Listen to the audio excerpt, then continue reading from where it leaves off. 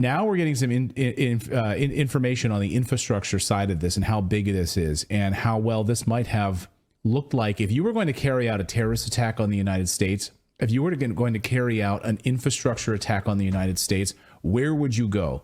Well, according to experts, whoever did this and carried out this cyber attack chose the best spot in the United States to do this. Because now we're getting, as Michael Yon tweeted earlier today, this is basically an economic nuclear strike on the United States. If you think about how the inflow of ships coming in are now affected and the outflow of ships leaving the port of Baltimore are struck. A major infrastructure hit, as he writes. The port of Baltimore is a major port serving Baltimore, Washington, D.C. All of the shipping north of the bridge is now trapped in place. No other shipping can get in. The tunnel shown in different images, of course, has a height and hazardous cargo restriction, so it can't get out. So all of the hazardous cargo.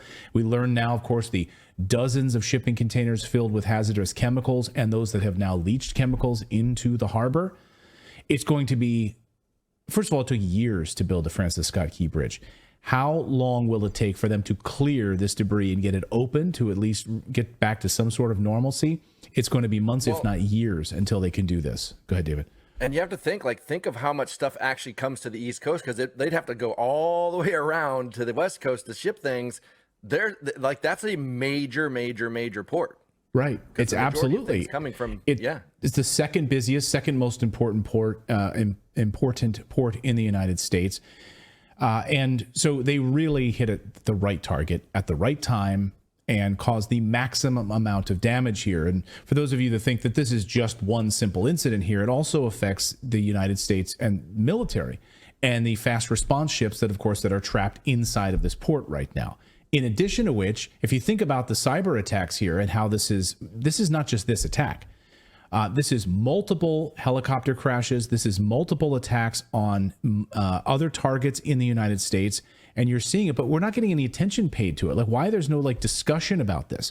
Because I think maybe they don't want to admit that we're vulnerable, that we're this vulnerable now to these types of attacks. It's kind of unbelievable. As Joshua Reed, friend of the show, points out, the USS Fitzgerald 2017, the USS John McCain was also struck 2017, the USS Connecticut in 2021. How many military aircraft have now crashed as a result of cyber attacks in the past decade? How many helicopter incidents, he says, over the past 5 years?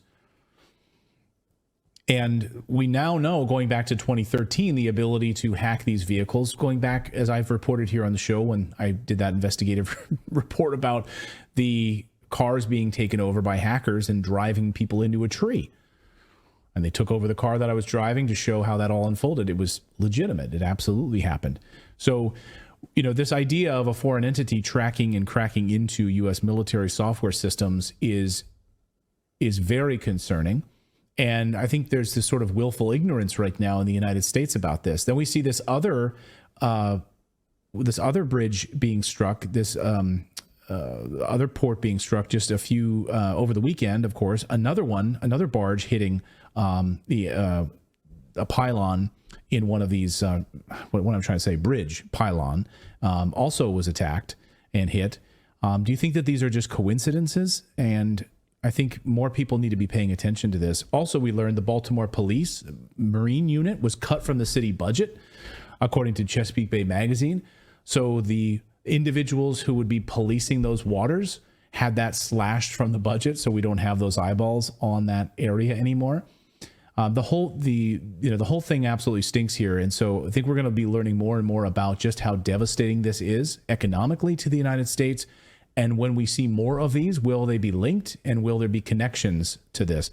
I hope the Biden administration, though, is honest with us. We know that this was a cyber attack. I hope that they will come out and tell us, this is what happened. This is who was responsible. Here is how it happened. But they're not telling us this. No, they're ready to move on. They immediately were ready to move on and not tell us about this. Yeah. Even without an investigation. So the NTSB, of course, didn't even arrive on the ship for 2 days later. But the Biden administration that morning is able to tell us, there's nothing to see here. Don't worry about it. Move on. Mm-hmm. Yeah, I was just going to point that out. That's the thing that I constantly come back to on this, is that they knew the answer before they got the test. So right. That implies cheating to me. Right. You know. But I think the update here is just how economically bad this is, and to keep an eye on other bridge attacks, other infrastructure attacks from a cyber perspective over the coming days. And will we hear anything from the Biden administration? Will reporters be brave enough to push the Biden White House on this? I mean, what are you doing in the White House press briefing room? Push the White House press secretary on this point and ask her these tough questions. Why is there 2 minutes of missing NTSB data from the black box recordings? The 2 most vital minutes of this? We're not stupid. We know that there's something going on here.